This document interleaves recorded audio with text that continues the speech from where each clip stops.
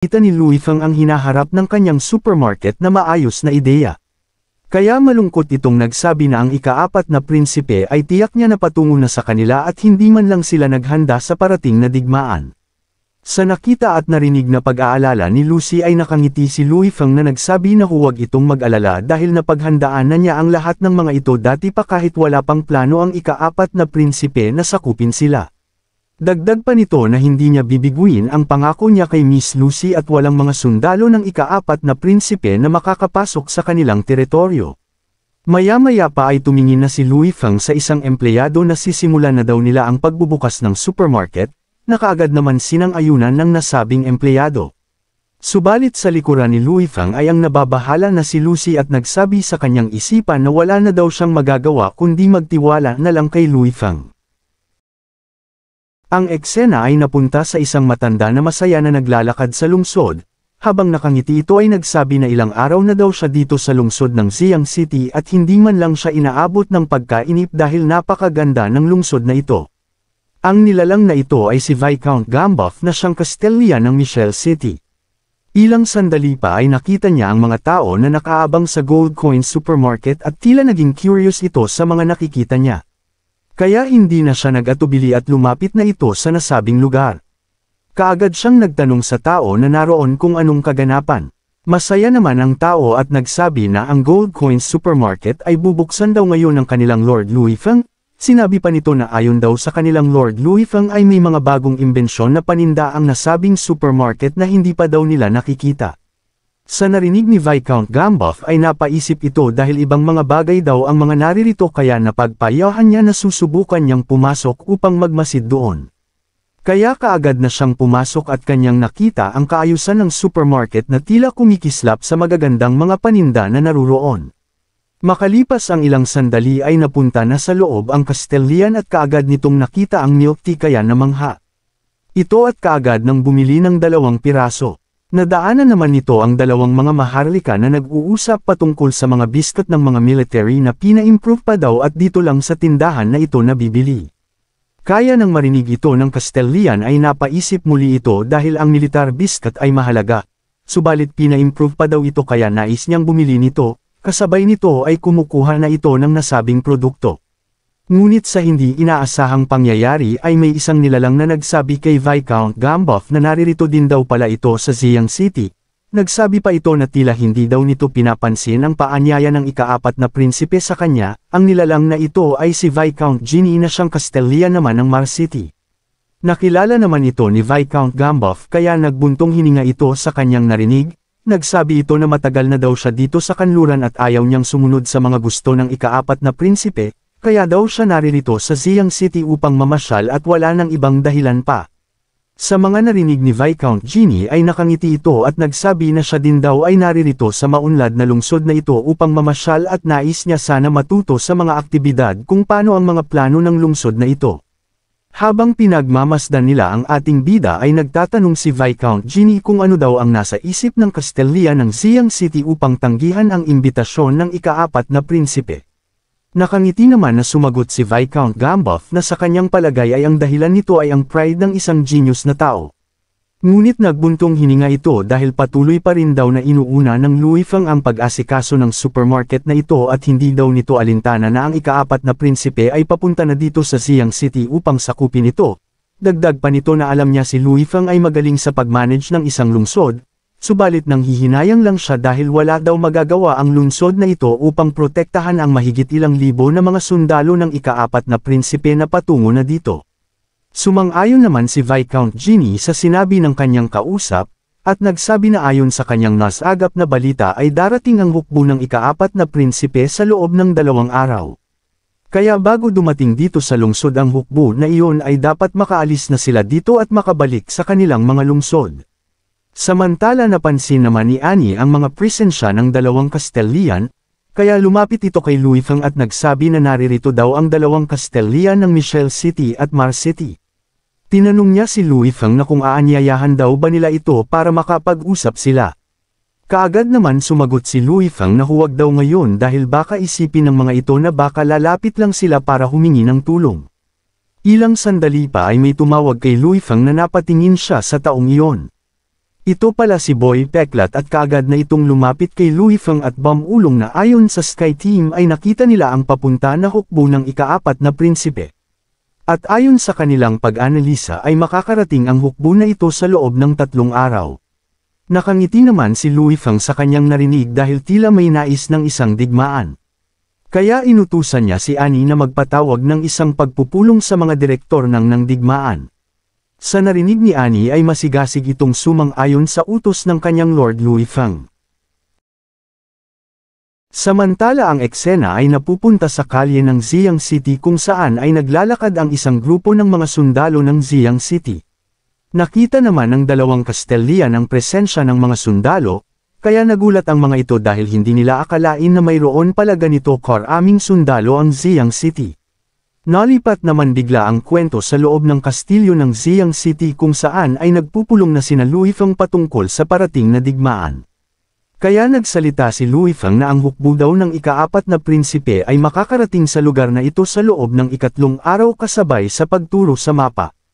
At habang nakaturo si Louis Feng sa mapa ay sinabihan niya ang mga ito na dito daw sa lugar na ito nila lalabanan ang nasabing hukbo ng ika-4 na prinsipe. Sa nakita ni Boy Kulot ay nagtanong ito kay Louis Feng na ito daw ay sa wasteland, bakit hindi nila kaya pwedeng tambangan na lang ang mga ito. Seryoso naman na sumagot si Louis Feng na may advantage sila na labanan ng harapan ng hukbo ng ika-4 na prinsipe, at hindi sa lahat ng oras ay aasa lang sila pag-ambush. Ngunit sa isipan ni Louis Feng ay nagsabi na ang kanilang mga kagamitang pandigma ay nasa mataas na level sa panahon na ito, kaya nais niyang sanayin ang kanilang mga bagong recruit na sundalo kung paano lumaban ng harapan nang sa ganon ay magkakaroon ang mga ito ng karanasan. Kaya naging seryoso na sinabihan ni Louis Feng na ang kanilang goal ay matalo ang hukbo ng ika-4 na prinsipe at sakupin ang Somalia City. Muli pa nitong inutusan si Boy Kulot na maghanda na daw ito at bukas ng umaga na agad ang kanilang pag-alis, at sa pag-alis nila ay sumunod sa kanila ang logistic group na pangungunahan ni Nui San, at sabihin sa kanila na huwag masyadong lumayo ang kanilang distansya na kaagad naman sinang-ayunan ni Boy Kulot. Samantala nagbigay ng pahayag si Annie na sakupin na din nila ang kasabay sa Somalia City ang Tengying City nang sa ganon ay nahawakan nila ang kontrol sa kanluran. Bukod pa dyan ay mapuputol din nila ang koneksyon sa inland area. Sumagot naman si Louis Feng kay Annie na huwag muna daw sa ngayon dahil malaking bahagi ang Tengying City sa plano nila sa kanilang military harbor. Kaya sa mga darating na panahon na nila ito sakupin, dahil kung puwersahan nila itong sasakupan ay baka magkaroon pa ng pagpanik ang ibang mga lungsod dahilan ay mahihirapan sila na mapag-isa ang buong kanluran. Muli pang pinaliwanag ni Louis Feng sa kanyang mga kasamahan na ang pagsakop sa isang teritoryo ay hindi madali, at kinakailangan lang ng mga sundalo para manatili ang isang lungsod na kanilang nasakop. Una, wala silang sapat na tao para italaga sa lungsod na kanilang nasakop. Pangalawa, wala din silang mga tao na pwedeng magtanim o mag-alaga ng mga pananim doon sa nasakop nilang lungsod. Kaya ngayon ay mayroon silang mga batang nag-aaral para sa hinaharap ay may mga pwede silang italaga doon. Sa narinig ni Annie ay labis itong namangha at nagsabi pa ito kay Louis Feng na kailan daw kaya siya magiging kasing galing ng kanyang Lord Louis Feng. Hinawakan naman ni Louis Feng ang ulo nito ay nagsabi na huwag na muna nitong isipin ang mga ganoong bagay dahil siya ang inaasahan niya na mag-alaga ng lungsod habang wala siya dito. Dagdag pa nito na si Uncle Nui Ben at Nicole ang tutulong sa kanya. Kinausap naman ni Louis Feng si Gaba at dalhin daw nito ang libro patungo sa newspaper office para gumawa ng balita bukas, na kaagad naman sinang-ayunan ito ni Gaba. Ilang sandali pa ay nakangiti nang muling nagsabi si Louis Feng sa kanyang mga kasamahan na halos lahat na daw ay nakahanda na. Lumipas ang isang araw ay dumating na ang kinabukasan kung saan ay nabasa na ng mga residente ang mga bagong balita na inilabas ng lungsod. Nakasaad dito ang patungkol sa pagnais ng ika-4 na prinsipe na sakupin ang buong kanluran. At ang grupo ng prinsesa at ng kanilang Lord Louis Feng ang siyang haadlang sa mga balak nito. Pati ang mga ginawa ng unang prinsipe sa lungsod ng capital city ay nalathala din dito sa nasabing dyaryo. Habang papaalis na ang 2 Castellian ay narinig nila ang isang tao na tumatakbo dahil magbibigay daw ng isang talumpati ang kanilang Lord Louis Feng patungkol sa darating na digmaan. Kaya napasabi na lang si Viscount Gamboff na mabilis daw kumilos ang Louis Feng na ito. Sumang-ayon naman ang kanyang kasamahan at niyaya niya ito na magtungo na din daw doon para panuurin ang nasabing pagtalumpati. Kaya kaagad nalipat ang eksena kung saan ay nagsusumigaw itong si Louis Feng dahil nais daw kunin ng mga mananakop ang kanilang tirahan at nais ng mga ito na wasakin ang kanilang mga pamilya. Kaya nagtanong siya sa mga nasasakupan kung papayag daw ba sila na gawin sa kanila ang mga ito. Sabay-sabay naman na sumagot ang mga sundalo at ang mga residente na hindi sila papayag na mangyari ito. Sa narinig ni Louis Feng ay sumigaw ito at para daw sa kanilang pamilya ay kailangan nilang manalo sa nalalapit na digmaan. Maya-maya pa ay sumakay na sa kabayo ang ating bida at nagsabi na aalis na daw sila. Kasabay nito ay nagbigay ng paalala ang mga residente na sana magtagumpay daw sina Louis Feng sa kanilang lakad. Kaya kaagad na din na lumakad ang hukbo ng Xiang City patungo sa nasabing digmaan. At kapansin-pansin ang suporta ng mga residente sa kanilang Lord Louis Feng. Pati ang dalawang Castellian ay labis na namangha sa mga kasuotan at kagamitan ng mga sundalo ng Xiang City dahil kung ganito daw ang haharap sa digmaan ay tiyak na ang panalo ng mga ito. Sumang-ayon naman ang kanyang kasamahan at binawi na niya ang kanyang sinabi na masasakop ang Xiang City, kaya sa ngayon daw ay hindi na muna siya aalis dito sa lungsod. Samantala nalipat naman ang kwento sa hukbo naman ni Count Puli kung saan ay patuloy ito sa paglalakbay at tila hiwa-hiwalay ang mga kawal sa kanilang posisyon. Kaya nagsabi si Viscount Lip na masyado daw mahaba ang linya ng kanilang hukbo, kaya pwede muna siguro nila hintayin ang iba para mag-regroup. Nagsabi naman si Count Puli na mamaya na daw nila gawin ito bago magdigmaan, nagtanong pa ito kung nakasunod pa rin daw ba nag-ibang maharlika sa kanilang hukbo. Kaagad naman tumingin si Viscount Lip sa likod at nagsabi na naririto pa daw ang mga ito kasama ng kanilang hukbo. Nagtanong pa ito kung may mga silbi daw ba sa kanilang pagkapanalo sa digmaan ang mga walang utak na mga maharlika na yan. Nakangiti naman na nagsabi si Count Puli na ayos lang daw nilang kasama ang mga yan, dahil kung matatalo nila si Louis Feng ay ituturing nila na mga trahidor ang mga maharlika na iyan. Nakangiti naman na sumang-ayon ang kanyang katabi na mukhang bulino. Ilang sandali pa ay may isang kawal na nag-report kay Count Puli na mayroon daw isang hukbo ng sundalo sa kanilang unahan at may bilang ito na mahigit sa 1,000. Nagtanong na nagtaka naman si Tungaw kung tunay daw ba iyon. Paano daw magkakaroon ng ganoon karami na sundalo sa parteng kanlurang bahagi, kaya niyaya niya ito na puntahan daw nila muna ito.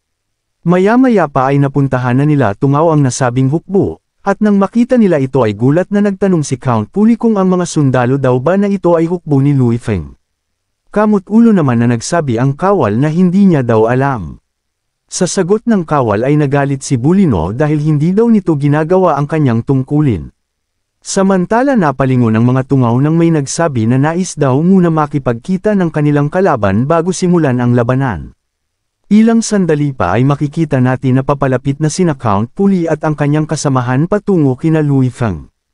Kaya bamulong si Mina sa ating bida na naririto na daw sila. Kaya kaagad, nang tumayo si Louis Feng at sinalubong ang mga Tungaw, nakangiti pang nagsabi ang ating bida na kanina pa daw siya naghihintay sa kanila. Ngunit ang bulino ay nagalit ito ay sumigaw na umalis na daw si Louis Feng sa Xiang City. Nakangiti naman na nagsabi si Louis Feng na bibigyan niya daw ito ng pagkakataon na sumuko hanggat maaga pa.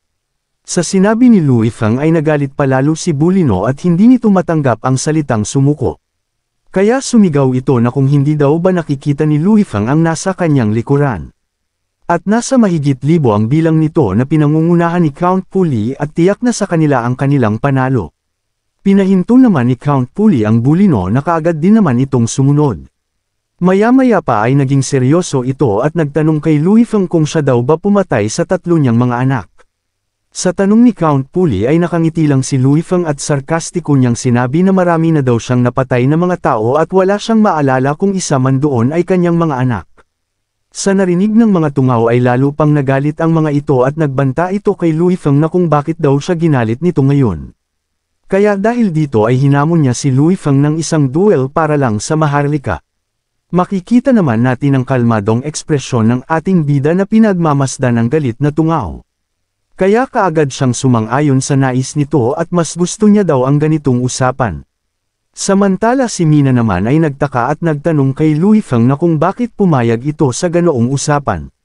Pwede naman na nila itong patayin kaagad. Sumagot naman si Louis Feng na huwag daw kalimutan ni Mina na ang kanilang pangunahing pakay ay para sanayin ang kanilang mga sundalo. Batid naman daw nito na mga baguhan ang iba nilang mga sundalo na wala pang karanasan sa digmaan kaya sayang ang oportunidad na ito kung tatanggihan niya.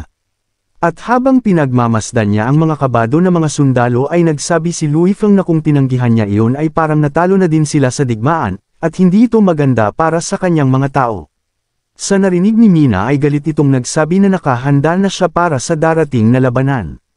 Ngunit hinaranggan ito ni Louis Feng na hindi naman daw ito isang maharlika kaya siya lang ang makikipaglaban.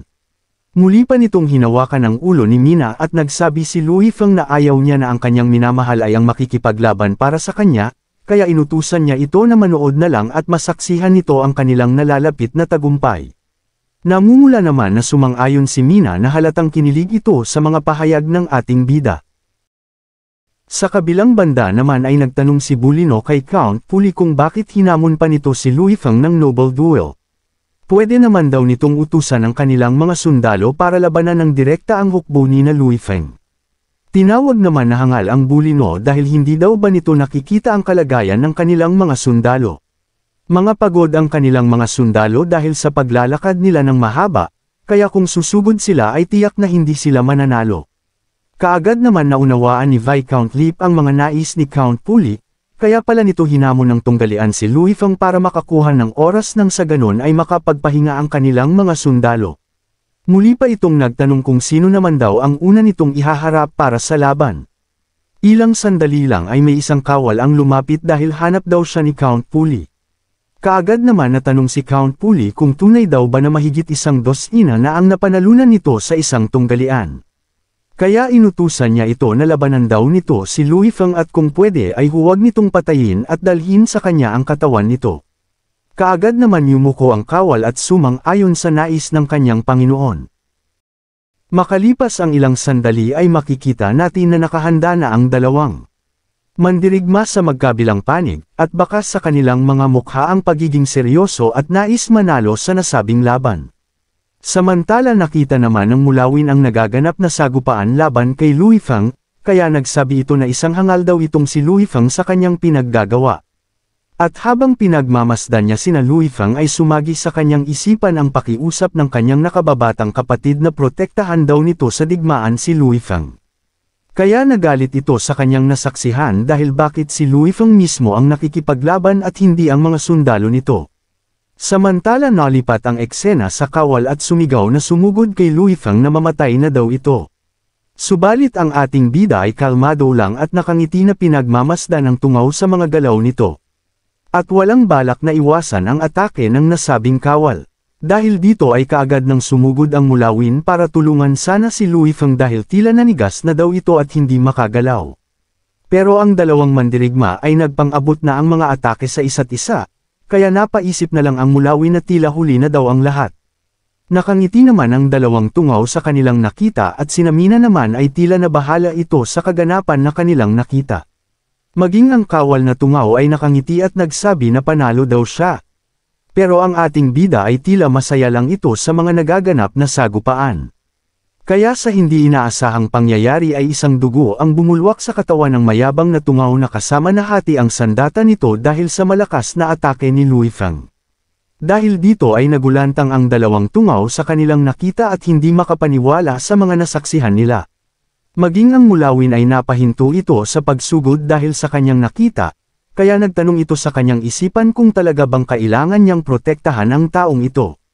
Ngunit sa hindi inaasahang pangyayari ay sumigaw si Count Puli na sumugod na daw ang buong hukbo at patayin si Louis Feng. Hindi naman nagmahuli ang hukbo ng Xiang City at inutusan na ni Boy Kulot na ihanda ang mga crossbow at kasabay nito ay kaagad inutusan na magpaputok. Kaya maraming mga palaso ang lumipad sa ere patungo sa kanilang mga kalaban. At mabilis din naman tumama ang mga palaso sa mga tungaw na pasugad sa kanila. Sa lakas at bilis ng mga palaso ay hindi na nila maiwasan ng mga ito. Kaya sinalo na nila ang mga palaso gamit ang kani-kanilang mga katawan. Ngunit ang ibang kawal ay nakuha naman na samalag gamit ang kanilang shields, pero namutla ang mga ito at hindi makapaniwala sa kanilang nakita dahil tumagos lang sa kanilang mga shields ang palaso. Kaya natakot na nagtanong ang mga ito kung anong klaseng armas daw ang gamit nila dahil madali lang tumagos sa kanilang shields ang mga palaso. Sunod naman na nagbigay ng hudyat ang pangkat ni Mina na mga kabalyero. Ilang sandali pa ay sabay-sabay na ding umatake ang mga ito patungo sa kabilang grupo. At habang mabilis nilang pinatakbo ang mga kabayo ay nagsusumigaw ang mga ito na dalhin daw nila ang panalo para sa kanilang Lord Luifeng. Makalipas ang ilang mga oras ay kaagad nang napunta ang eksena kung saan ay nakatali na ang dalawang mga tungao at nagreklamo ang mga ito sa higpit daw ng pagkatali sa kanila. Dahil dito ay galit itong tumingin kay Boy Kulot na isa daw silang noble at wala daw karapatan na gawin sa kanila ang ganito. Sa narinig ni Boy Kulot ay kaagad nitong binigyan ng isang kaltek si Tungaw at sinabi nito na isa na daw itong preso ngayon at huwag na daw itong maingay. Sa lakas ng kaltek ni Boy Kulot ay labas laway ni Tungaw na ininda ang sakit na kanyang nadarama. Maya-maya pa ay lumapit si Luifeng at inutusan niya si Boy Kulot na mag-utos ito ng tao para dalhin ang mga Tungaw na iyan sa Ziyang City. Kaagad naman na sumang-ayon si Boy Kulot sa pahayag ni Luifeng. Muling, lumingon si Luifeng at sinabihan niya si Boy Kulot na tipunin nito ang lahat ng kanilang mga sundalo at pupunta sila ngayon sa Somalia City. Kaagad naman sumang-ayon si Boy Kulot. Pero nagtanong si Tungaw kung ano daw gagawin nila Luifeng sa Somalia City. Nakangiti naman na lumingon si Luifeng at nagsabi na pipigilan daw niya ang plano ng pagrebelde. Mabilis naman nalipat ang kwento sa labas ng Somalia City, at sa gitna ng kadiliman ng gabi ay natahimik ang buong kapaligiran na tila walang aberya na darating. Ngunit sa kagubatan ay naroon na ang ibang sundalo ng Ziyang City at naghanda na ito sa kanilang gagawin na kampo. At isa sa mga sundalo ang nagsabi na medyo bilisan daw nila dahil parating na ang kanilang Lord Luifeng. Kaagad naman sumang-ayon ang mga ito. Makalipas ang ilang oras ay natapos na ang kanilang ginawang pansamantalang kampo. Sa loob nito ay naroon sina Luifeng at nagpupulong patungkol sa pagsakop nila sa lungsod ng Somalia City. Pinaliwanag ni Luifeng na hawak na niya ang mga impormasyon patungkol sa depensa ng Somalia City sa pamamagitan ng kanilang intelligence agency. Kaya sinimula ni Luifeng kay Boy Kulot na ang kanyang misyon ay depensahan ang silangang gate ng Somalia City, at harangan nito ang mga daan para sa tatakas. Kaagad naman sinang-ayunan ni Boy Kulot ang pahayag ng ating bida. Sunod naman ay si Elisa. Sinabi ni Luifeng na ang grupo naman ni Elisa ay gumamit ng air balloon at makipagtulungan sa crossbow team upang hadlangan ang mga naghihimagsik na mga kaaway. Nakangiti naman na sumang-ayon si Elisa sa pahayag ni Luifeng. Kasunod naman ay inutusan ni Luifeng ang mulawin na si Leia na protektahan ang grupo ni na Elisa para masakop nila ang kanlurang gate ng Somalia City. Pag may sigawan na nila ito ay magpaputok sila ng fireworks para hudyat na tapos na ang kanilang misyon.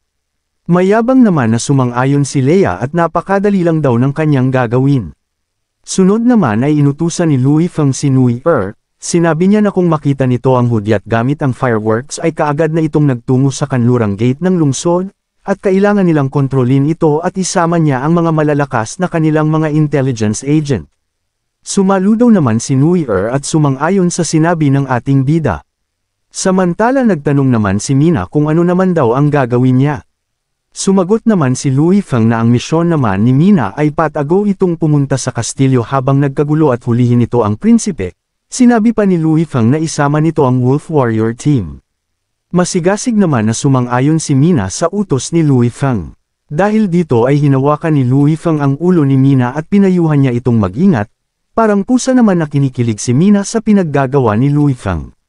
Ilang sandali pa ay nagsabi na si Luifeng sa kanila, na magsisimula ang kanilang misyon sa pagsakop sa lungsod ng Somalia City ay mamayang alauna ng madaling araw. Kaya pinayuhan niya pa ang mga ito na mag-ingat silang lahat at kailangan na bumalik silang lahat ng ligtas. Sabay-sabay naman na sumang-ayon ang mga ito sa pahayag ng ating bida.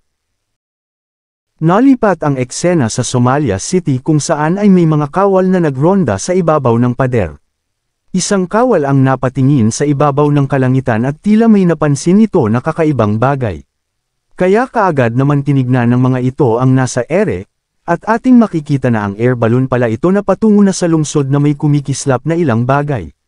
Ilang sandali pa ay ang mga kumikislap pala na bagay ay mga palaso na patungo na sa mga kawal. Habang nasa ere na ang mga palaso ay sumigaw si Elisa na huwag nilang tantanan ang pagpakawalan ng palaso para hindi makapagbigay ng alarma ang mga sundalo. Kaagad naman sumang-ayon ang mga ito sa utos ni Elisa. Samantala ang mga kawal naman ay nagpanik na at sumasayaw na ng tinikling sa pag-iwas ng mga palaso, kaya isa sa kanila ang nag-utos na kailangan daw nilang magtago.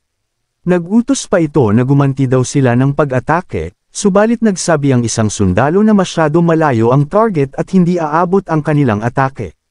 Dahil dito ay sinisikap na lang ng kawal na protektahan ang kanilang mga sarili gamit ang kanilang mga shields, kasabay na nagsabi na kung anong bagay daw ang nasa ibabaw nila. Maya-maya pa ay nag-utos na muli ang isang sundalo na patunugan ang kampana. Habang nakatago ang mga ito ay nagsabi ang isa na mahihirapan daw silang gawin iyon sapagkat walang tigil daw ang pag-ulan ng palaso. Subalit nagalit lang ang kanilang pinuno dahil kung walang isang magpunta ay lahat sila ay papupuntahin niya doon o kung hindi naman ay papatayin niya silang lahat. Sa sinabi ng pinuno ay mabilis nang tumayo ang mga kawal upang puntahan ang kampana, kasabay ng pagtakip ng kanilang mga shields habang natakbo. Samantala makikita natin na masaya na ang isang kawal dahil malapit na nitong maabot ang nasabing kampana.